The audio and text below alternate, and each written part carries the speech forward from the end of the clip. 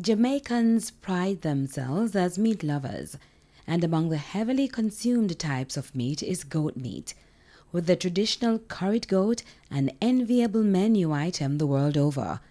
Even with the signature scent of the ramie, the thing is, once you've had this protein, you know, and the craving grows. In order to effectively supply the growing need for quality goat meat, there has to be sustainability and reliability. The source came through crossbreeding from as far back as the 1900s, when it's argued goats were transported to Jamaica from Africa, India, Spain, and even the Canary Islands. The test, the butcher's knife. The nanny goat, the rupee goat, and the Nubian were among the breeds brought in from other countries like the USA, the UK, and Canada. Also occupying an increasing percentage of the local goat population was the graded Nubian, which is about 50% native. The quest always was to attain high-bred and genetically sound animals to produce superior offsprings and grade A meat. Over time, it was proven just how critical management was to the longevity of the goats imported. Naturally, not all survived, and with the phasing out of the quality of the different breeds came regression. Jamaica's dwindling breeding stock had to be replenished. The major cause for concern manifested itself when it became increasingly difficult to import animals from the traditional countries for varying reasons. The country's herd improvement got a head start in 1992, however, when the Caribbean Agricultural Research and Development Institute (CARDI), under a special ruminant sub-project, imported 44 purebred Anglo-Nubian goats, 8 males and 36 females from England. The birth of a program which still exists through the herd housed at Bogle's Agricultural Research Station. However, the need always existed for another alternative to foster growth and build capacity by incorporating a wide scope of persons into the goat industry. While the perfect goat does not exist, or if it did, it would be unaffordable, every farmer wants to know he has an animal with superior genetics as the best parent of his next generation of goats. The answer: artificial insemination, AI, which is introducing semen into the female reproductive tract without the use of a male. There are 3 methods of AI: transcervical, vaginal, and cervical. Of these techniques, transcervical, with a 50 to 85% conception rate, has been chosen for this program because of its high success rate compared to cervical, which has a 35 to 50% success rate, and vaginal, at the bottom, registering a 15 to 30% rate. Artificial insemination is chosen because it has many advantages. You could take advantage of superior sires. You don't have to buy a superior sire or a superior buck. What you do is you buy the semen from the buck at a much reduced cost, and you can buy more doses than you can when you buy from one animal. One buck can only service one female in a day, or a few females in a day. With AI, you can do as many as you want, 30, 50 animals a day. So you can make better use of the superior genetics. Not only use the superior genetics, but make better use of the superior genetics that you have. It's also a way of bringing in different breeds of animals that you may not have on your particular area. It is very cost-effective way of spreading the genetics, as I mentioned before. Another thing, it also really impacts diseases.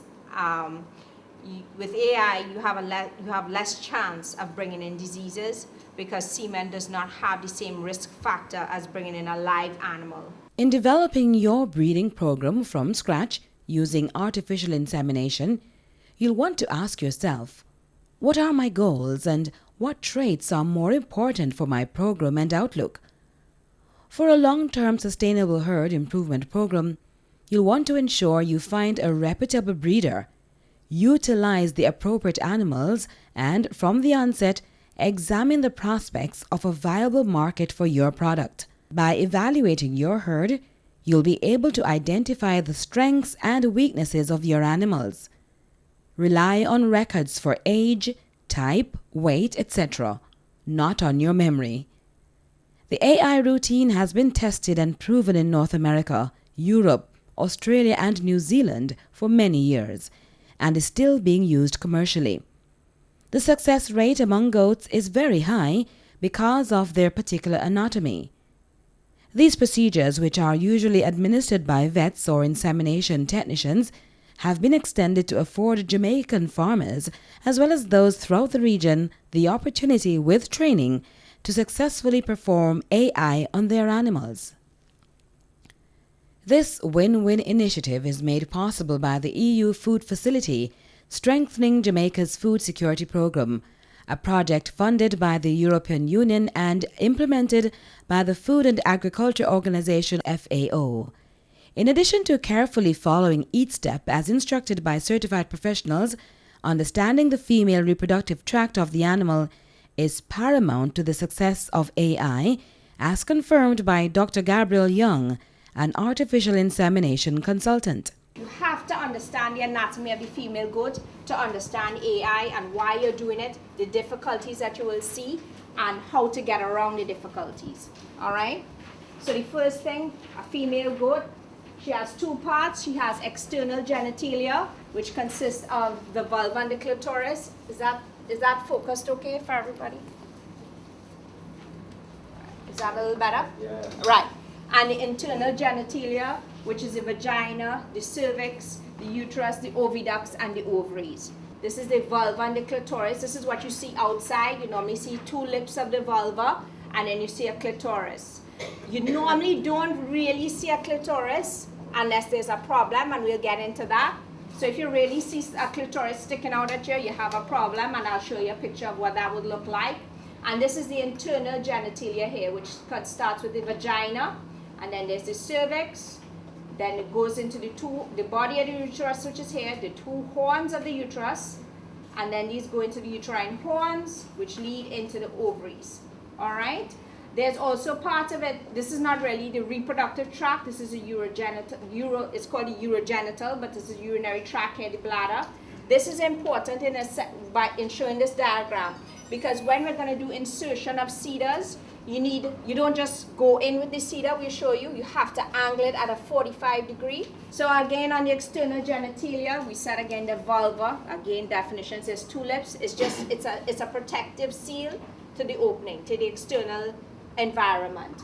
All right, you want to protect against contamination, bacteria, dirt, etc. So if there's any damage to the vulva, you find that you have more infections, more problems happening there. And now we're going to go more into the internal parts, which is the vagina here, leading into the cervix, and we'll talk about the rings of the cervix, the body of the uterus, the horns again, of the uterine horns, leading into the oviducts, and then into the ovaries. Ovaries can range from a pea size to anywhere to about a small golf ball size. All right, and it depends on the structures that are on the ovaries. So this is the actual ovary. This is a follicle. The follicles tend to be fluid filled and they're soft. If you have to palpate them, the guys who do AI in cattle, they would palpate them. You can actually feel them. They feel like a fluid filled balloon when you press on it. So it's a follicle in a goat, very small follicle.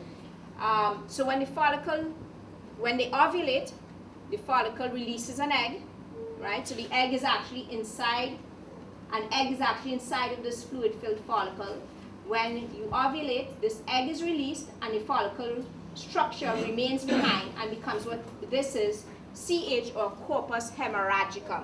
It just means that structure that's left behind is hemorrhaging, and it's a hemorrhaging part of the ovary.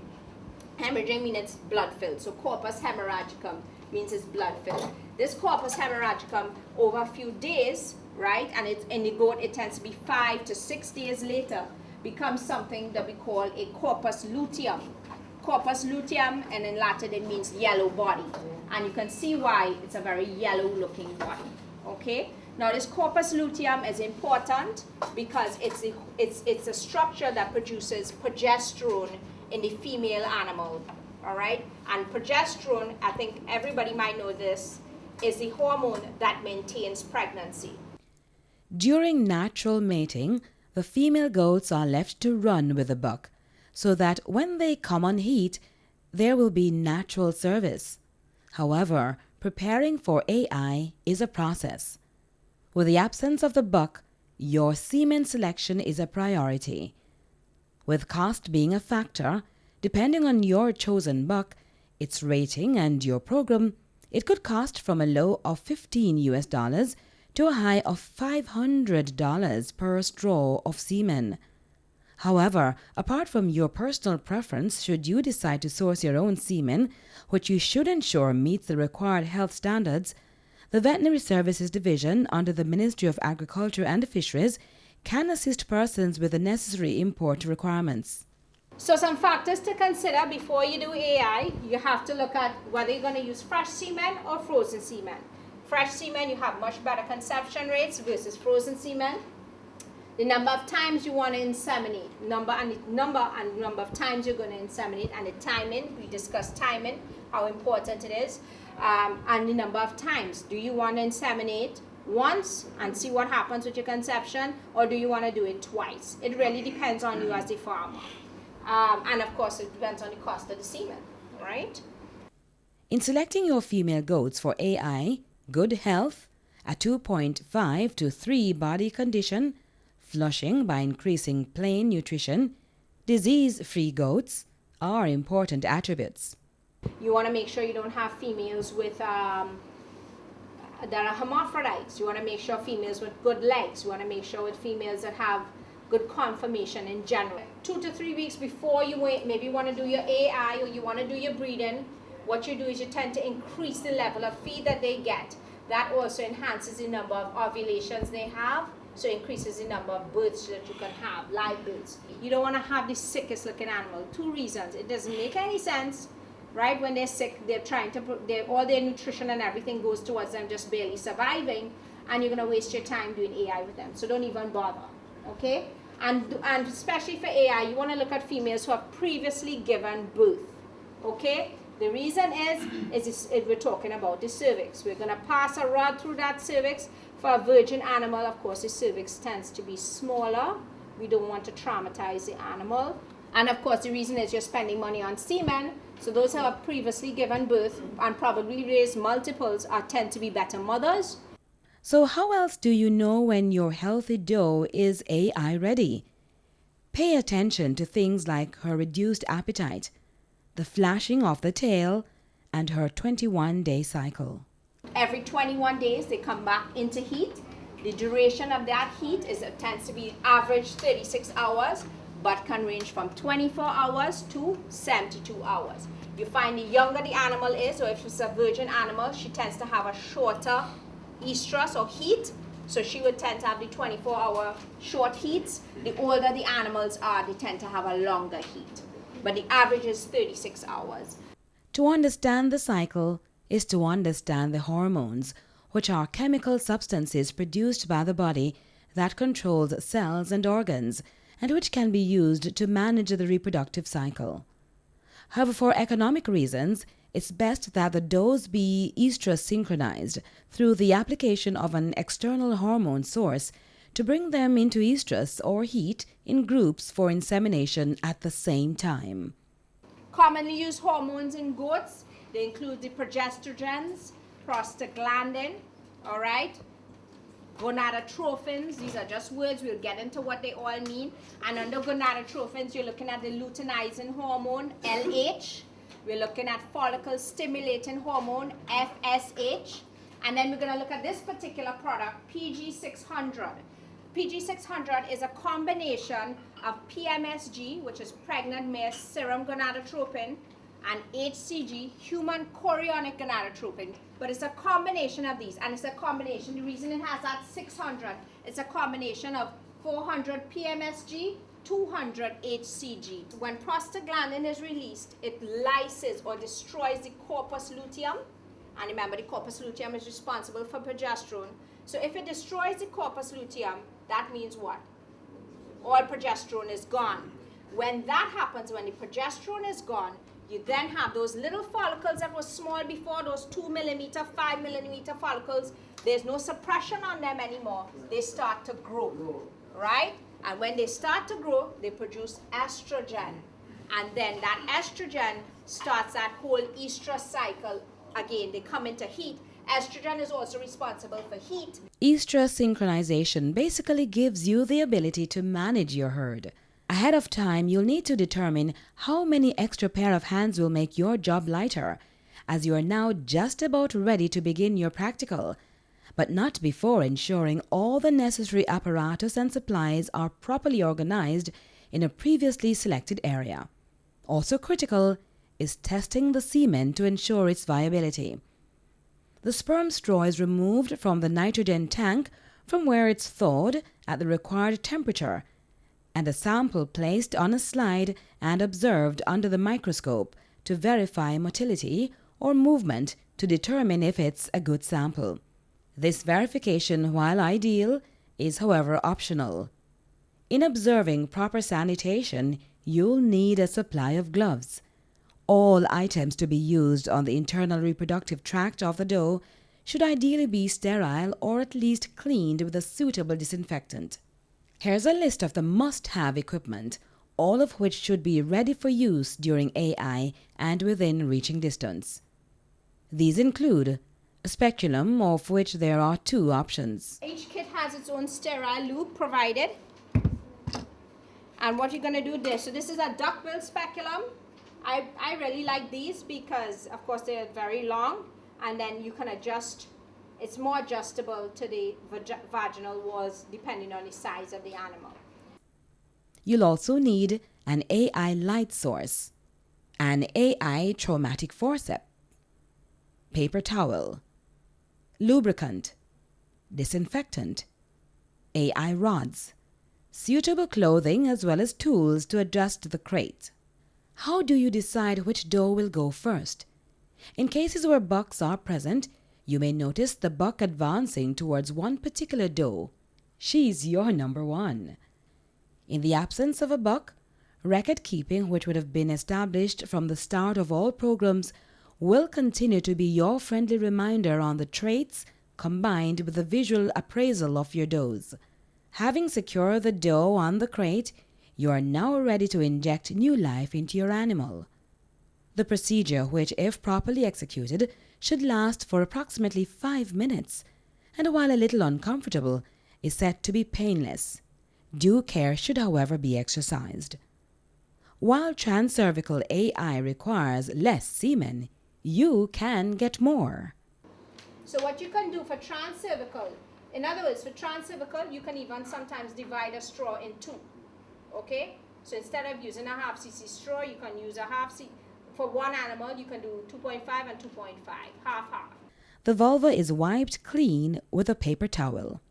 In the interim, the straw containing the frozen semen is placed in a water bath at 94 degrees Fahrenheit, 34 to 37 degrees Celsius for approximately 45 to 60 seconds.